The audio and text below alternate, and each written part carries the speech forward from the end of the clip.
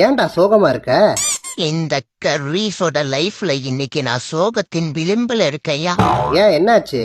3 மாசமா முயற்சி பண்ணியும் மங்களமேனிய மேரேஜ் பண்ணிக்க முடியலையேன்னு மூட் அவுட்ல இருந்தேன். இத பார்த்த அந்த திகில் ராஜு, இதுக்கு என்கிட்ட ஒரு பரிகாரம் இருக்குடா, அத நீ பெர்ஃபெக்டா பண்ணீனா அதுக்கப்புறம் மங்களமேனியே உன்னை பார்த்து மெஸ்மரைஸ் ஆயிருவான்னு சொன்னான். சரி, நானும் மங்களமேனிக்காக முயற்சி பண்ணேன். நல்ல விஷயம் தானே. சரி, அப்படி என்ன பண்ண சொன்னா?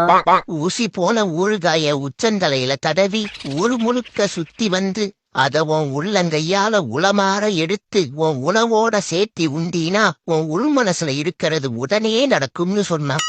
நானும் அப்படியே பண்ணேன். ஆனா பெர்ஃபெக்டா பண்ணதுக்கு அப்புறம் தான் தெரிஞ்சது அது ஒரு பிராங்க்னு. ஒரே அசிங்கமா போச்சியா. அதை விட உச்சி மண்டையில ஒரே எரிச்சலாயி பட்டெக்ஸ் பக்கம் ஓவரா புகைச்சலாயி இப்போ நிக்காம போகுது.